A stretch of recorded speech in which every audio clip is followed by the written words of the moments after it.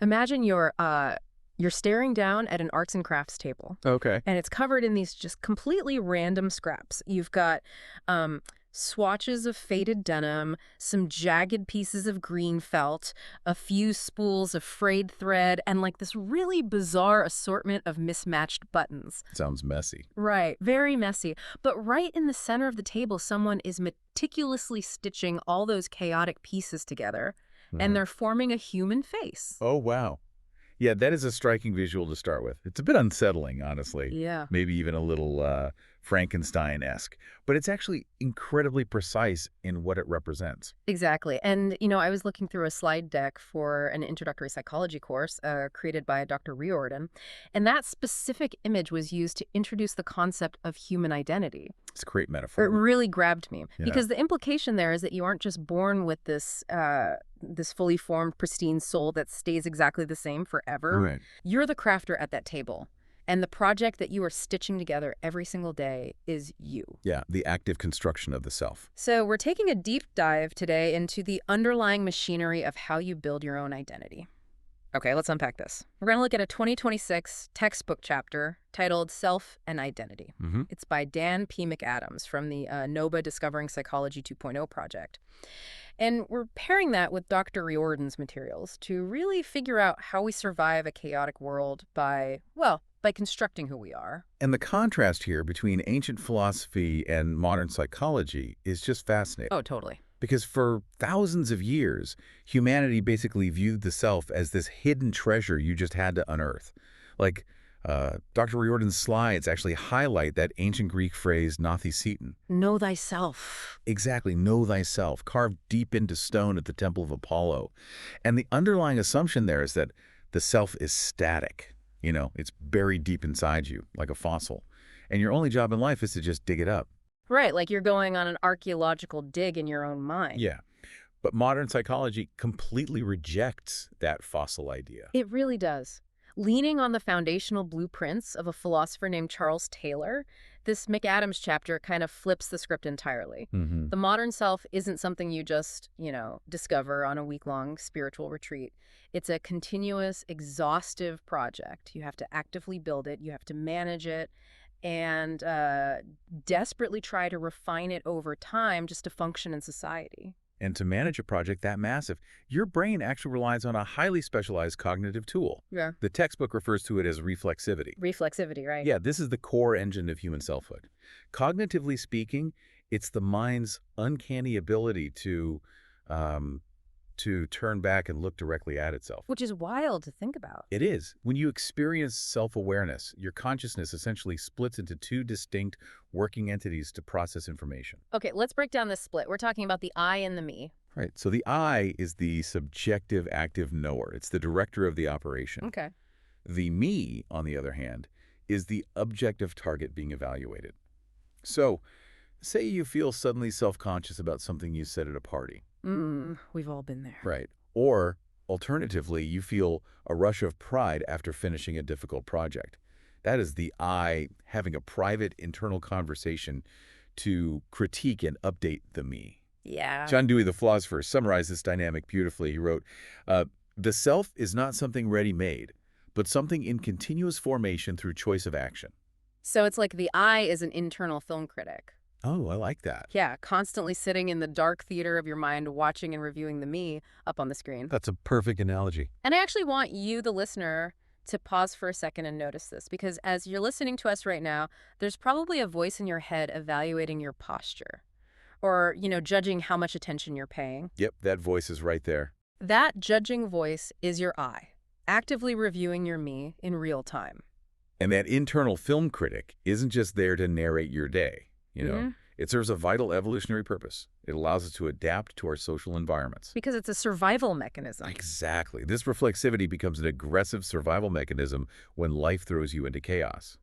The sources actually include a 2022 study by the American Psychological Association. The one about college transitions. Yes, they look specifically at the transition to college, because moving to higher education is a massive environmental disruption. All your old social anchors are just gone. Right, totally gone. And the study found that when individuals face this level of chaos, the I has to work overtime to rewrite the me, just to survive the psychological stress.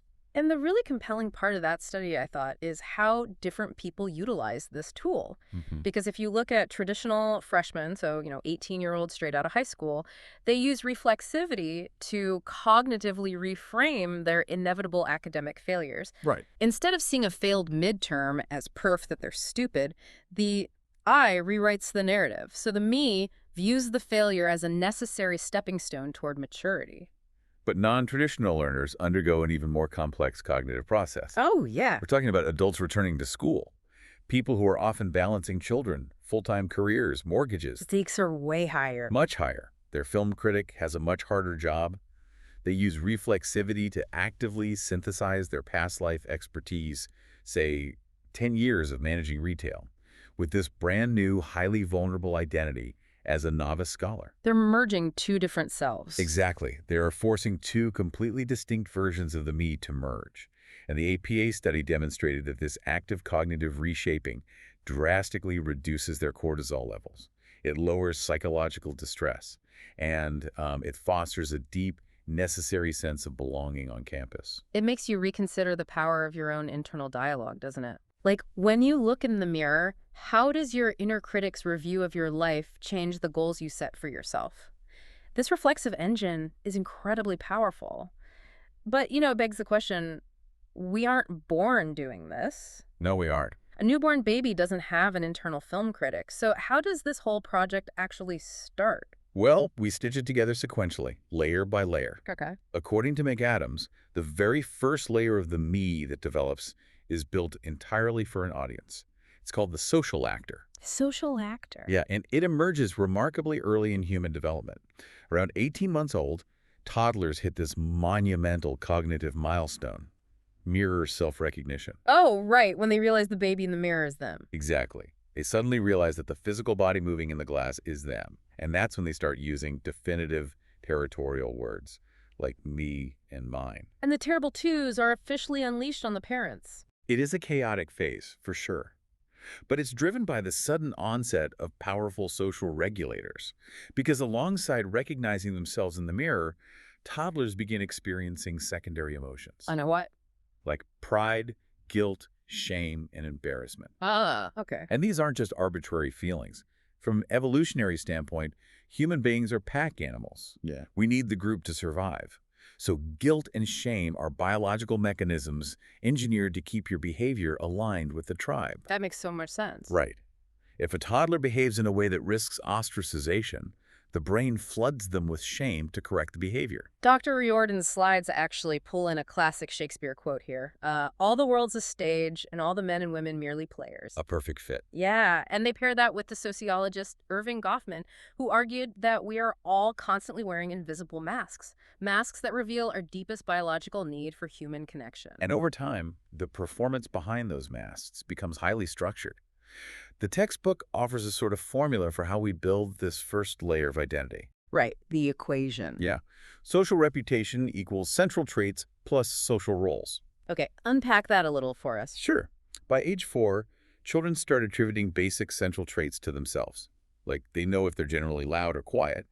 And by age 10, those simple traits evolve into what psychologists call the Big Five taxonomy. The Big Five. Right.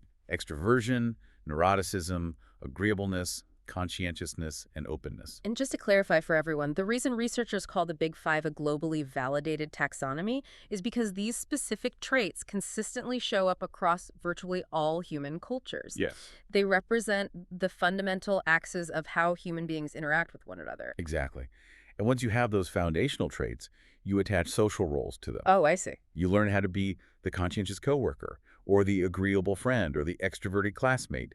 You memorize the scripts for these roles, and you perform them on the social stage to gain acceptance, resources, and status within your specific environment. Okay, I have to push back on this framework a little bit, though. Okay, go for it. Because if I'm wearing one highly agreeable, polished mask for my boss all day, and then I come home and wear a totally different, maybe more neurotic or exhausted mask for my family, isn't that just me being fake? It's a common question. Like, doesn't constantly performing these roles lead to massive psychological burnout? Well, performing roles that severely conflict with your underlying traits can absolutely cause burnout, That's a phenomenon known as emotional labor. Right, emotional labor. However, having different masks isn't inherently fake. It's actually a marker of high adaptability. Really? Yeah. You are a multifaceted organism navigating incredibly complex social hierarchies.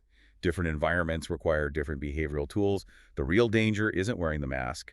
The danger is when the environment hostilely rejects your performance. Oh, which perfectly explains the findings in that 2023 APA developmental psychology study, the one on school belonging. Yes, exactly. They looked at what happens when an individual's social actor performance is met with systemic discrimination or social exclusion. And the psychological fallout in those scenarios is severe.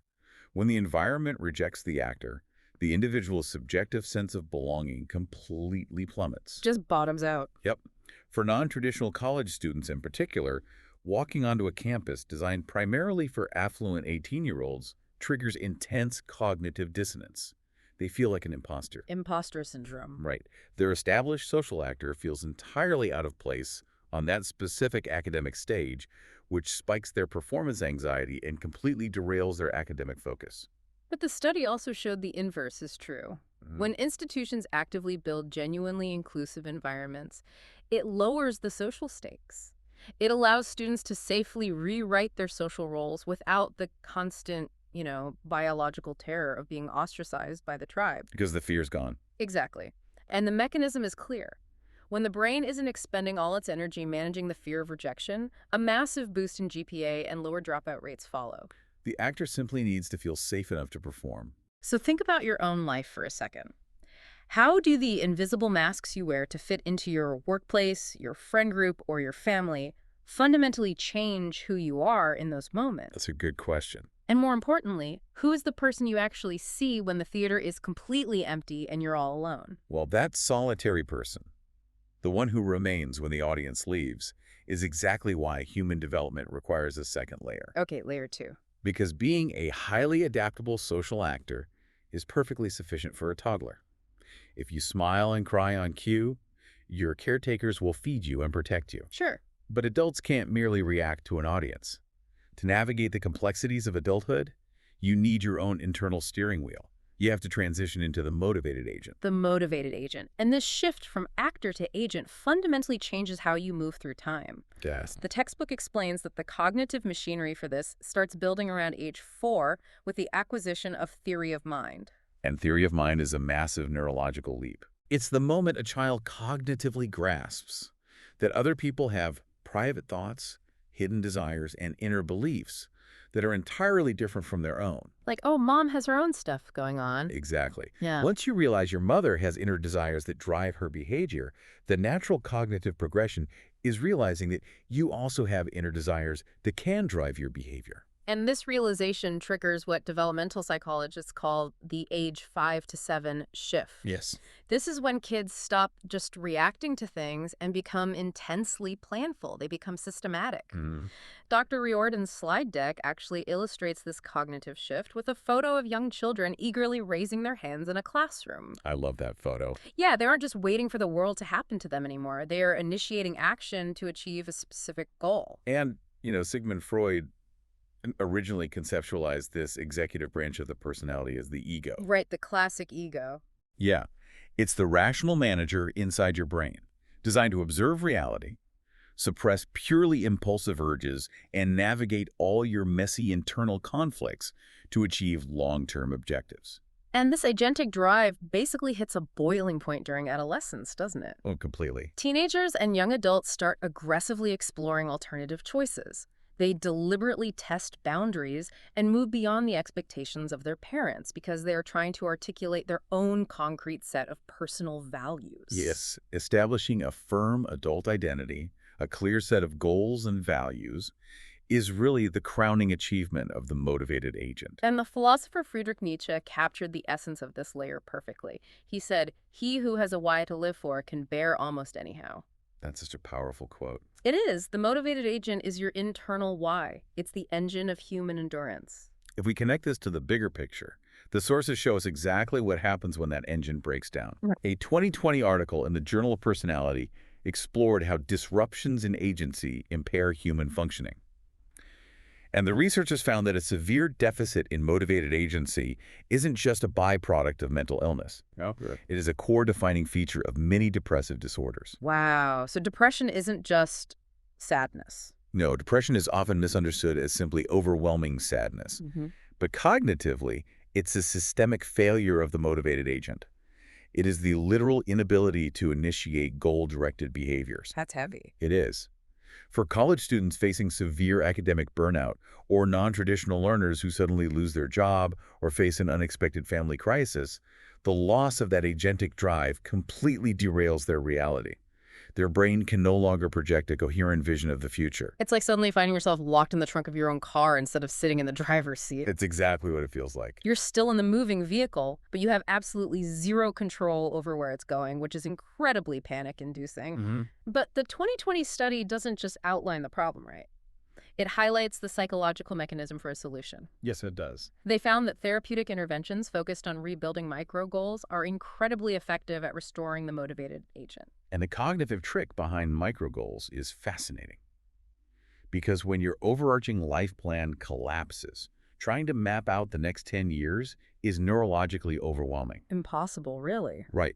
But by planning and executing just the next 10 minutes, making the bed, sending one email, walking around the block, you force the brain to complete a goal-directed loop. Just the tiny one. Exactly.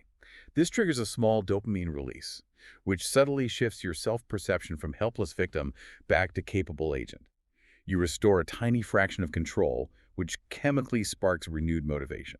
So when life inevitably derails your carefully planned trajectory, what are the core values that keep you moving forward? When the steering wheel completely breaks off, what is the specific micro goal that gets you out of the trunk?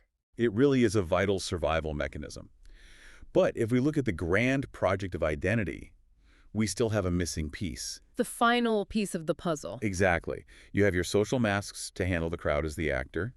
You have your internal drive to push you forward as the agent. But human life is still a chaotic, unpredictable mess of random events, tragedies, and accidents. Yeah, it doesn't just naturally make sense. Right. So how does the brain make sense of a lifetime of disconnected experiences? That requires the final and unequivocally the most complex layer of human identity. Layer 3, the autobiographical author. And this layer doesn't fully emerge until early adulthood. In Dr. Riordon's slides, it's represented very simply by an antique fountain pen resting on parchment. Very elegant. It is. And the author's sole biological function is to craft your narrative identity. And it does this through a process called autobiographical reasoning. Right. This is where your brain basically transforms into a ruthless novelist. It doesn't just record everything like a security camera. No, not at all. It selectively filters out the boring, mundane days. It isolates the highly emotional or impactful events from your past and intricately strings them together with your anticipated future. It creates a coherent story structure so your life actually makes logical sense. It provides temporal continuity. And temporal continuity is crucial for sanity. It ensures that the person you were 10 years ago, the person you are sitting here today, and the person you hope to be in the future are all recognized by your brain as the exact same protagonist in an ongoing narrative. There's that famous Joan Didion quote, right? Oh, yeah. We tell ourselves stories in order to live. Yes. And Carl Jung expanded on that. He stated, "The privilege of a lifetime is to become who you truly are." The autobiographical author is the cognitive mechanism that secures that privilege. But we don't just invent these story structures out of thin air and isolation. No. No, culture plays a massive role in how we write our own scripts. We borrow heavily from the society around us.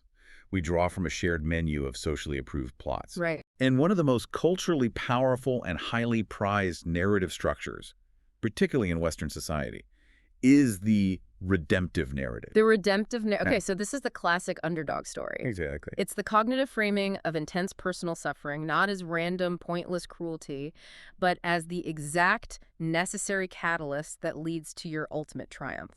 The pain wasn't for nothing. It was the training montage before the final fight. And a landmark 2020 study in the Journal of Personality and Social Psychology demonstrated that constructing a redemptive narrative isn't just, poetic phrasing. Okay. It's a measurable biological shield against trauma. Researchers tracked students navigating intense life upheavals, and they found that narrative identity literally acts as a massive psychological shock absorber during an identity crisis. And here's where the mechanics of this get really incredible. The study found that students who actively constructed these redemptive narratives, the ones who cognitively authored their college hardships as vital character-building turning points, they actually exhibited significantly higher levels of mental health and self-esteem over time. Yeah, the data is striking. Because they framed the struggle as meaningful, their brains allowed them to endure longer. And we see this heavily utilized by non-traditional learners. They frequently use autobiographical reasoning to reframe past personal setbacks, Like what kind of setbacks? like a failed previous career, a painful divorce, years of financial struggle. They rewrite these events not as a string of tragic failures, but as the precise, necessary fuel driving their current academic ambition. The hardship becomes the prologue to their success. So if the specific cognitive way we author our hardships literally dictates our biological endurance and our self-esteem, does that mean we can actually change our physical reality just by changing the genre of the story we tell ourselves? Essentially, yes. Like, if you actively choose to view your current painful struggle not as a meaningless tragedy, but as the necessary plot twist in a triumphant comeback story, how does that change your behavior today? It changes everything. Yeah. Because the story you write dictates the actions your motivated agent is willing to take tomorrow. Wow. So, to bring this massive lifelong project all together, we have the social actor wearing the mask and performing for the crowd. Yep. We have the motivated agent grabbing the steering wheel and pushing toward the future. And we have the autobiographical author writing the overarching script to make it all make sense. And Dan P. McAdams published a seminal paper in 2013 that synthesized all of this. He argued that achieving true psychological stability and deep personal success requires all three of these layers to synchronize perfectly. They all have to align. Yes. The actor's daily social roles must align with the agent's long-term internal goals, and both of those must fit seamlessly into the author's grand life story. When a non-traditional student truly thrives, it's because their diverse life experiences allow them to author a highly sophisticated internal narrative that perfectly bridges their past roles with their future goals.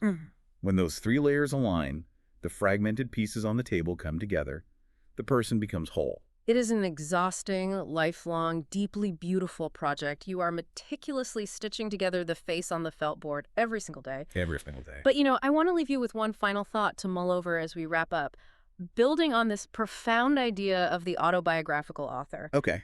if our entire sense of self, our foundational sanity, relies so heavily on our inner author reconstructing our past to make sense of our present, what happens to you when you realize that human memory is notoriously biologically flawed? Oh, that's a wild thought. We constantly misremember details, we exaggerate our triumphs, and we conveniently forget our worst moments. So if your internal author is working with completely faulty, edited memories, are we all just brilliantly written works of fiction based loosely on a true story? Definitely something to think about the next time you catch your inner critic looking at you in the mirror.